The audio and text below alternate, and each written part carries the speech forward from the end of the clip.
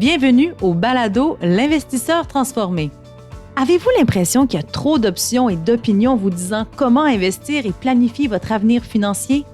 Grâce à son approche simple et directe, l'animateur Ruben Antoine de la firme Toulette Matthews et Associés vous guide à travers la complexité de l'industrie financière. Les sujets abordés dans ce balado vont transformer votre expérience d'investissement et augmenter vos chances de devenir libre financièrement pour toujours. Bonne écoute!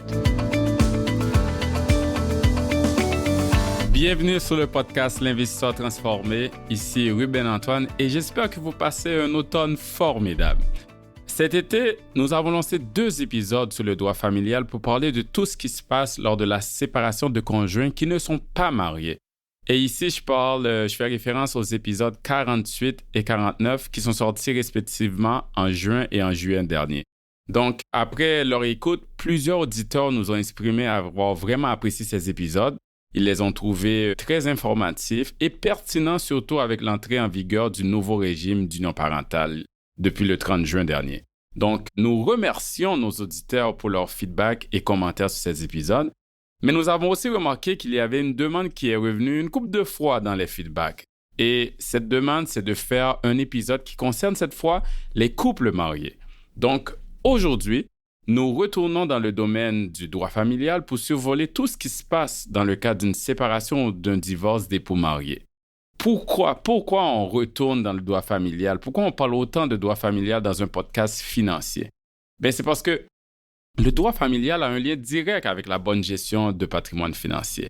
Quand on y pense là, il y a tellement d'éléments en jeu quand on commence à penser à tout ce qui est lors d'une séparation, de tout ce qui est de partage des actifs. Puis là, on peut parler d'actifs, les placements, les biens immobiliers et autres. Donc, à travers les 2 prochains épisodes, nous allons être accompagnés d'un expert invité qui est un avocat avec une vaste connaissance dans tous les aspects du droit de la famille. Son nom est Louis Dessureau et il est associé de la firme Dessureau Herbert et il va nous aider à bien comprendre ce qui se passe exactement avec les biens, la maison, les investissements, l'entreprise et les autres actifs lors d'une séparation ou un divorce.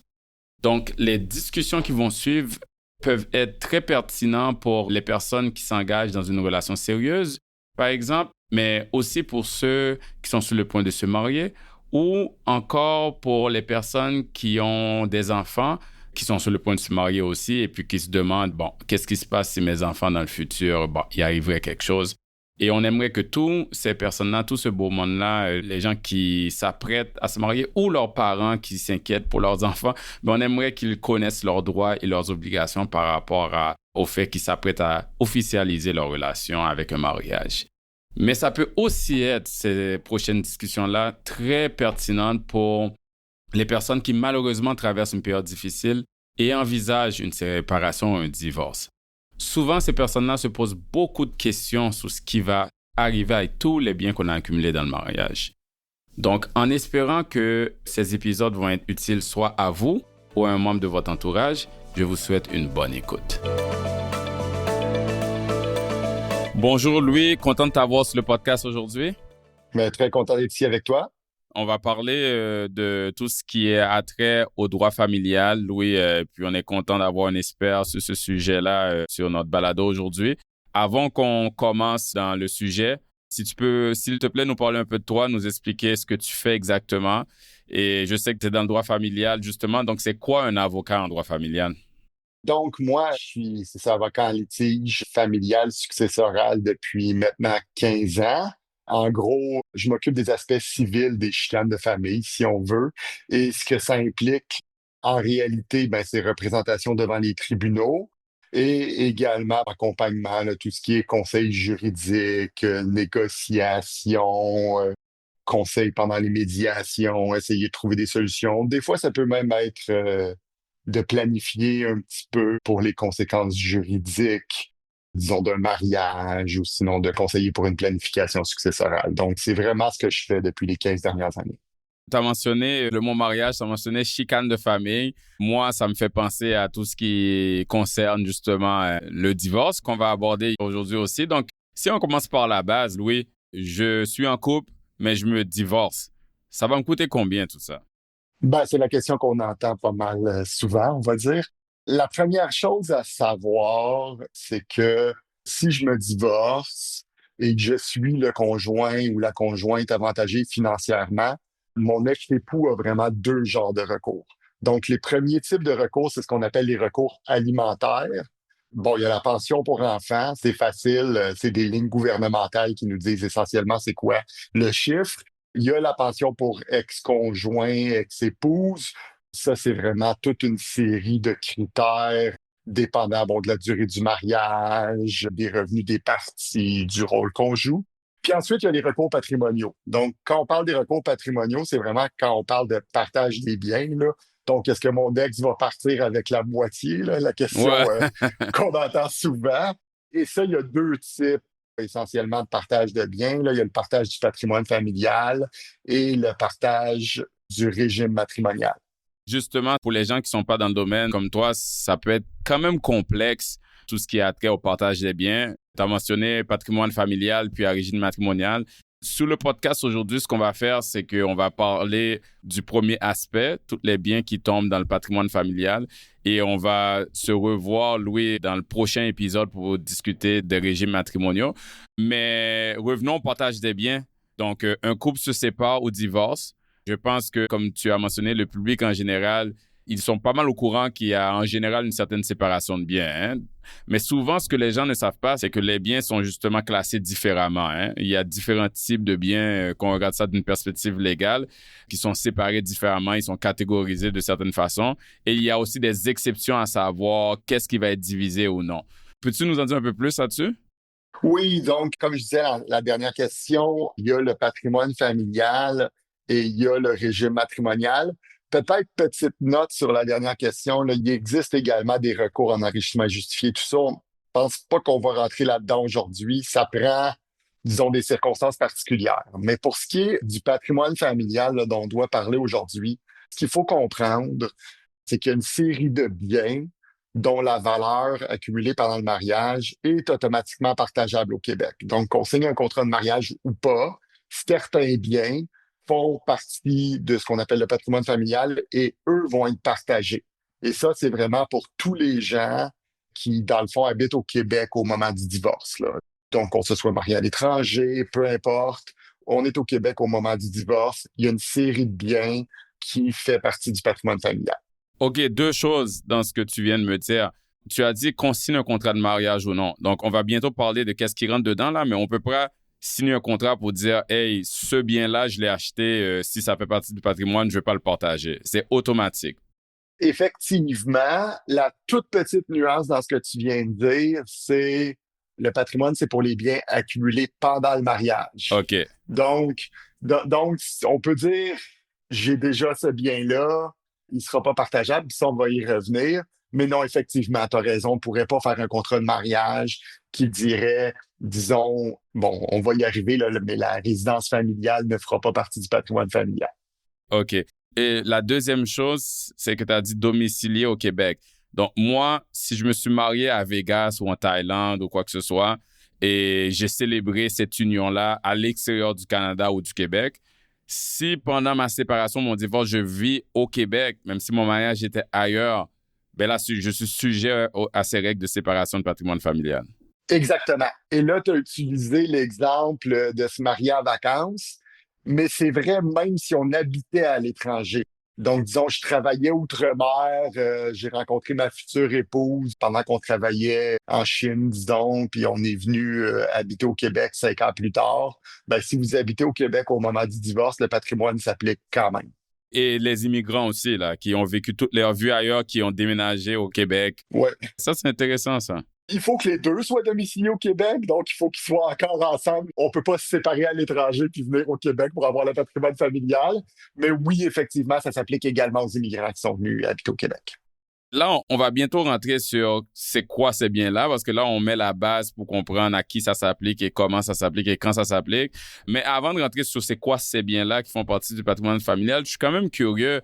Pourquoi qu'il y a cette loi-là que justement qu'on ne peut pas en sortir là, avec un contrat là, pour ces biens-là? Historiquement, est-ce que ça a été mis en place pour protéger certains conjoints? Parce que quand on pense traditionnellement, par exemple, les femmes, il y en a qui restent à la maison pendant que l'homme travaillait. Donc, s'il y a une séparation, elles pourraient être désavantagées lors d'une séparation, se retrouver sans bien. Donc, est-ce que c'est le principe de base et la raison principale pourquoi le patrimoine familial a été mis en place?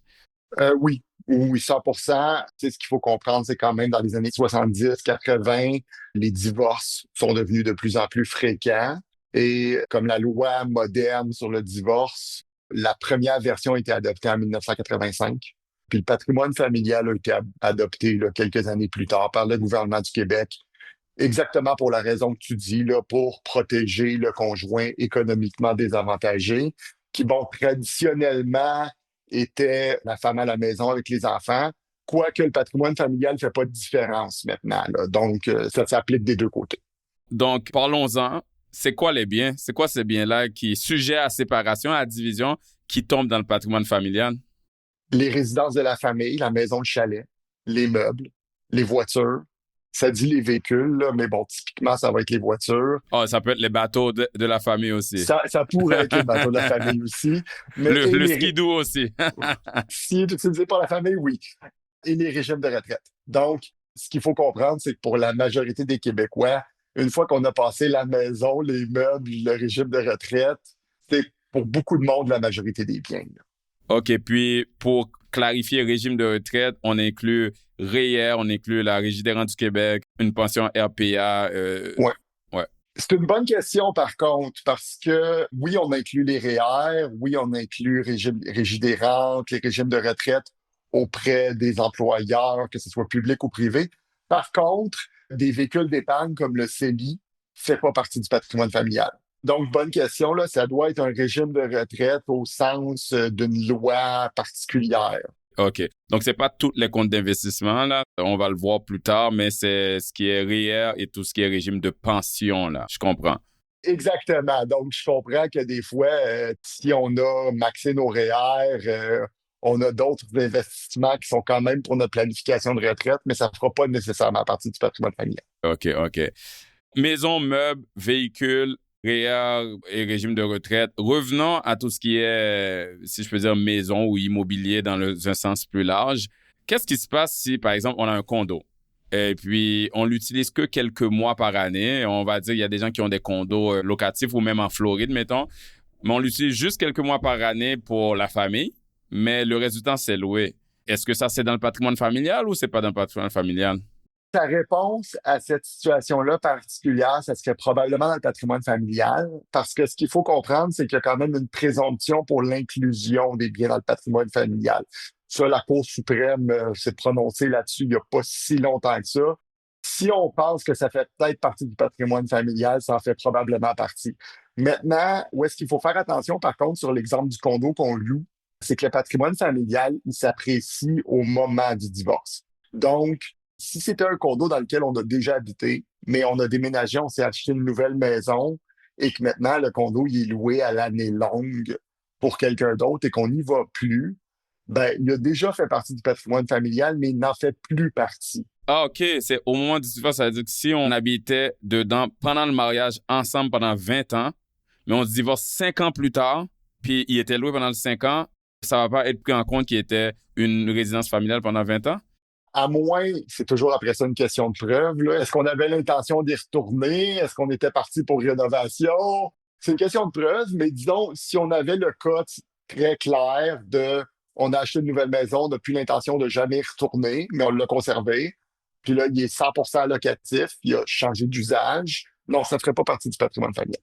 Parce que tantôt qu'on parlait des catégories des biens qui font partie du patrimoine familial, qu'on disait résidence familiale, c'est important de dire que tout propriétaire à revenu n'est pas inclus dans le patrimoine familial. C'est ça. Donc, si la résidence familiale devient une propriété à revenu, je comprends que le principe de base, c'est que c'est pas inclus. Exactement.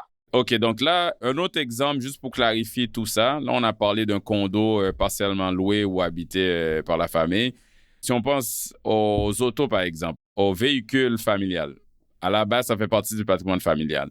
Exemple. Moi, j'aime vraiment les autos. J'ai mon auto que j'utilise pour la famille, mais j'ai aussi une voiture de collection, là. Donc, qui est théoriquement pas utilisée pour la famille, mais mettons que j'utilise pour aller faire l'épicerie pour la famille. Et là, je suis curieux à savoir, est-ce que ça peut être interprété devant la cour comme vu que j'ai fait l'épicerie pour la famille, ça fait partie du patrimoine familial?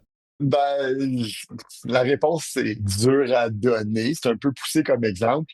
C'est les questions que je te poserais. Disons qu'on est en consultation. Ouais. Est-ce que tu amenais tes enfants à l'épicerie avec toi? Combien de fois tu as fait l'épicerie avec?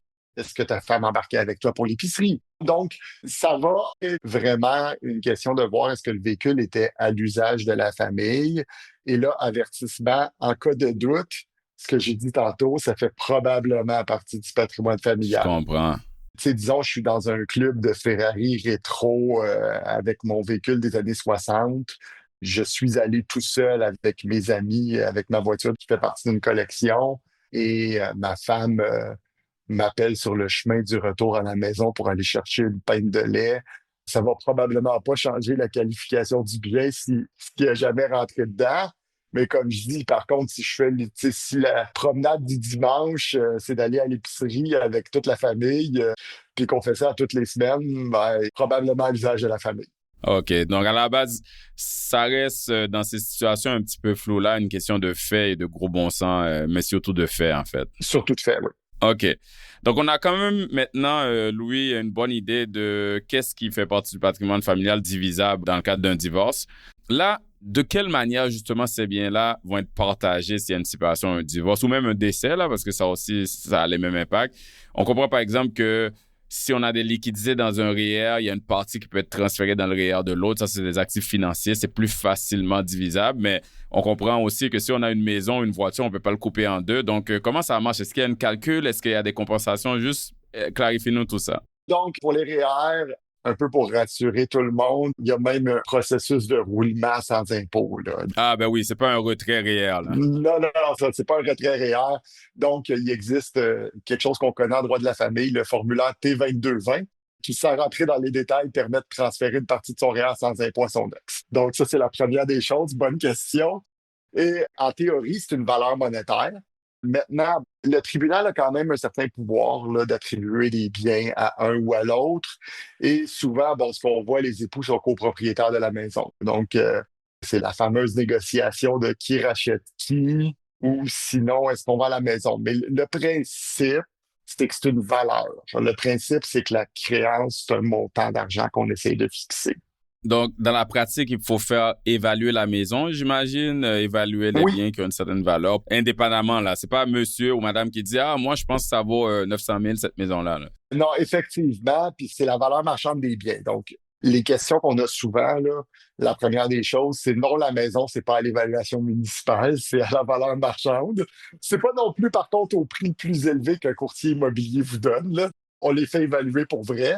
Et au niveau des meubles, parce que ça, on a cette question-là également, c'est aussi à leur valeur marchande. Donc, ça, des fois, les gens sont un petit peu déçus, là, parce que on le sait, les meubles, ça coûte cher. Et la valeur de revente, c'est souvent très bas, là. Donc, c'est pas... Ouais, c'est le contraire de la maison qui a augmenté de valeur, là. Les meubles et les autos, ils peuvent baisser de Non, valeur. non, exactement, là. Donc, si on est allé acheter tout ça chez Roche-Beaubois ou un autre magasin de meubles de luxe, ben, je suis désolé, c'est la valeur marketplace, c'est pas la valeur à neuf. Oh, j'avoue que ça peut causer des déceptions, ça.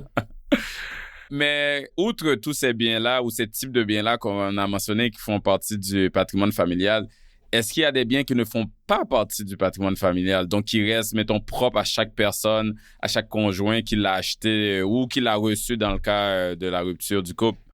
Comme j'ai mentionné au début, le patrimoine familial s'est accumulé pendant le mariage. Fait que déjà, à la base, ce qu'on avait au début du mariage.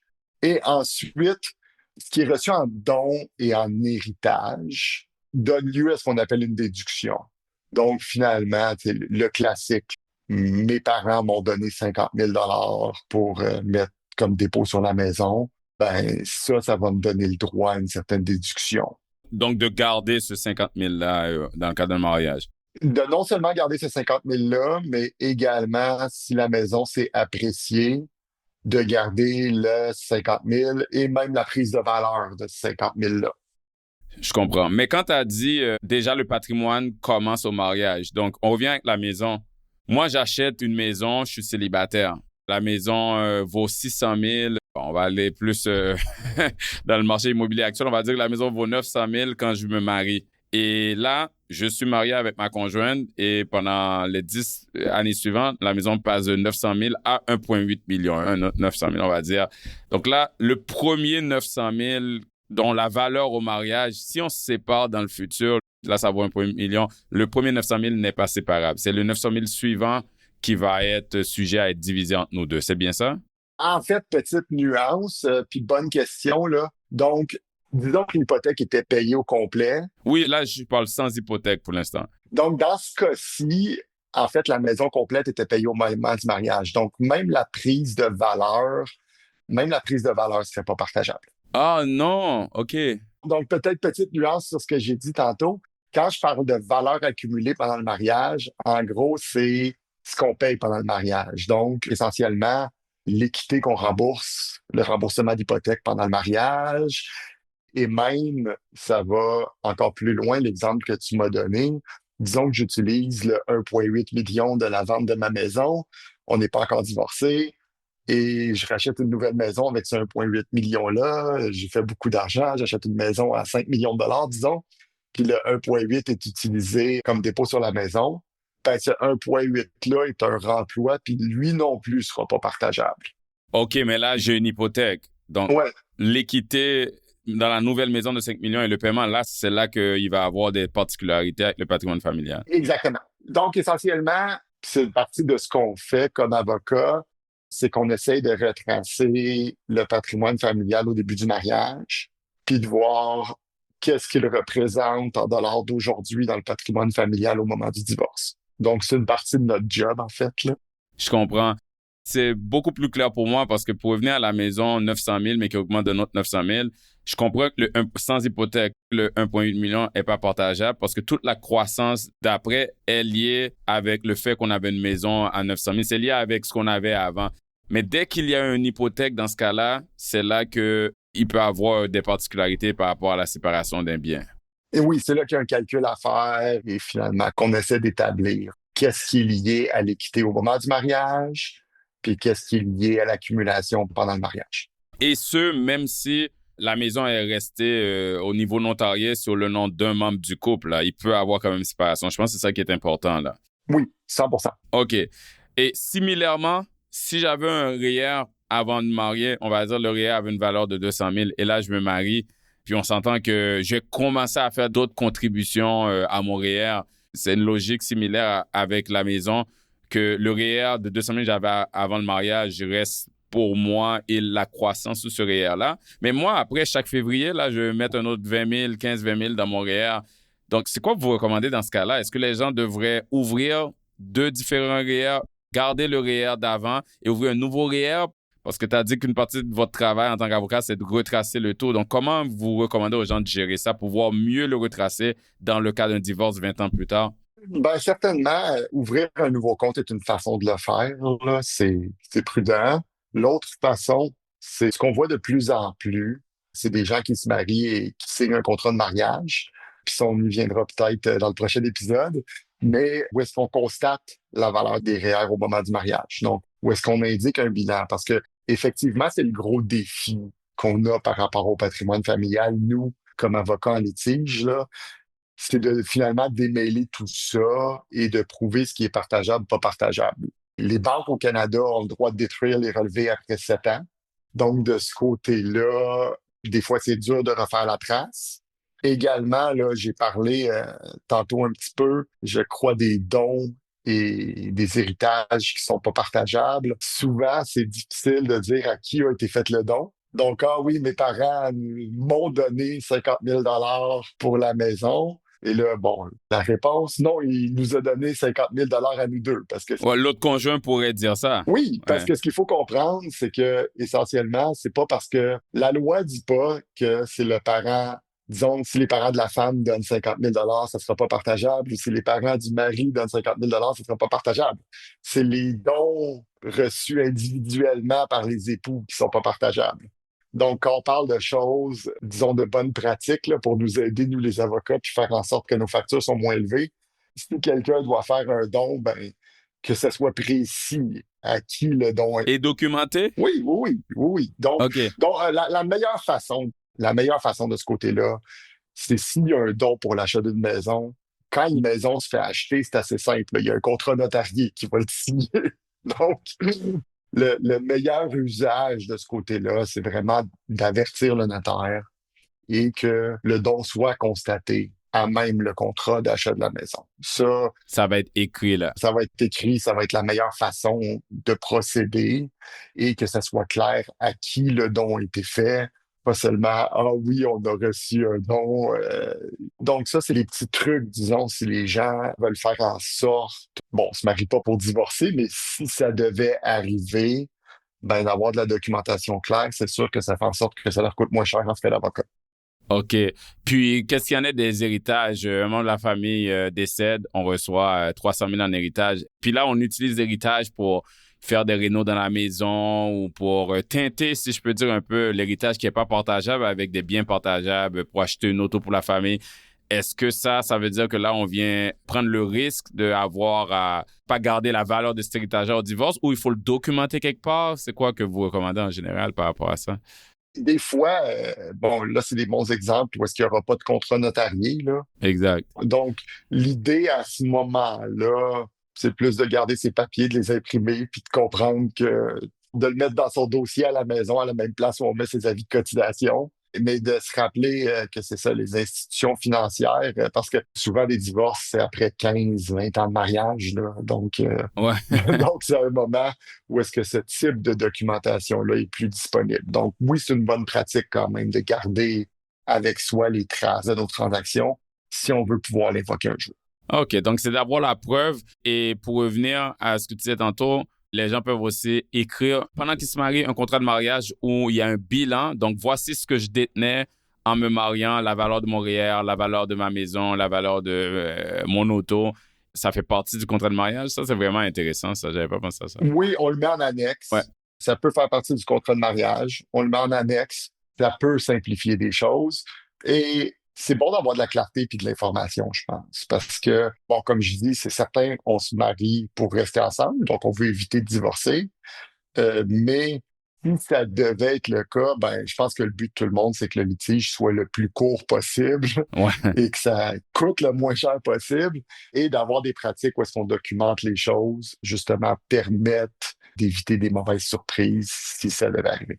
Parce qu'on comprend, là, en sommaire, on sait qu'on parle du patrimoine familial. Donc, je sais que je me répète, mais la maison familiale, les autovéhicules de la famille, les meubles et les régimes de retraite sont séparables. Mais il y a des exceptions à ça, ce qu'on détenait avant et ou pendant le mariage, les dons, donc les cadeaux de la famille monétaires ou autres et les héritages. Donc, il y a beaucoup de détails, il y a beaucoup d'exceptions. Je comprends qu'il faut s'assurer que le tout est clair et puis il vaut mieux le faire quand tout est amical et on s'aime que quand on ne s'entend plus, là, de discuter de ces affaires-là et de voir comment se protéger mutuellement l'un l'autre. Est-ce que tu as d'autres points, d'autres recommandations par rapport à ça? Je sais qu'on va continuer la conversation dans le deuxième épisode, mais que tu aimerais partager avec nous avant qu'on se quitte. Louis? Non, je pense que vraiment, tu as bien fait le tour. C'est un bon résumé. Comme je dis, quand on va parler des acquets, la clarté va devenir encore plus importante, là. Ouais. Donc, parce que les choses vont se mélanger. Et peut-être ce qu'il faut savoir au niveau du patrimoine familial, c'est quand on parlait de la valeur au moment du mariage, c'est la valeur des biens du patrimoine familial. Donc ça, on en parlera, je crois, dans le prochain épisode. Mais c'est pas parce qu'on avait 100 000 $, disons, dans un compte en banque au moment du mariage, puis qu'on achète la maison avec cet argent-là du moment du mariage, que là, ça sera pas partageable. Donc ça, va falloir faire attention. C'est vraiment les biens du patrimoine qui restent avec le patrimoine, puis les biens des régimes matrimoniaux qui restent avec les régimes matrimoniaux. Si on pensait que c'était pas assez de détails, on va continuer la conversation dans le prochain épisode parce que là, les gens, nos auditeurs, auditrices pourraient se demander, OK, je comprends les biens que je viens de citer, c'est divisable, mais qu'est-ce qu'il y en est de mon compte de banque si j'ai des actions d'une entreprise, mon CELIAP, tous les autres comptes et biens qu'on n'a pas discuté aujourd'hui. Donc, c'est là qu'il y a une deuxième catégorie, comme on disait, qui les englobe, qu'on appelle les régimes matrimoniaux. On va en parler dans le deuxième épisode. Louis, merci beaucoup pour toutes les clarifications et les détails que tu nous as donnés sur le sujet du patrimoine familial et on se revoit dans le prochain épisode pour discuter de la deuxième partie de ce qui arrive en cas de divorce concernant les autres biens. OK, c'est moi qui te remercie. À la prochaine. Vous venez d'écouter L'Investisseur transformé, animé par Ruben Antoine. Veuillez visiter le site web tma-invest.com pour vous abonner au balado, demander une copie gratuite du livre L'investisseur transformé et pour en savoir plus sur la façon dont notre firme aide les investisseurs à atteindre leurs objectifs financiers. Merci. Les investissements et stratégies financières doivent être évalués en fonction de vos objectifs personnels. Les auditeurs doivent alors effectuer leurs propres recherches et consulter un conseiller dans le domaine avant de prendre des décisions sur leur placement et finances personnelles avec les informations fournies dans ce balado.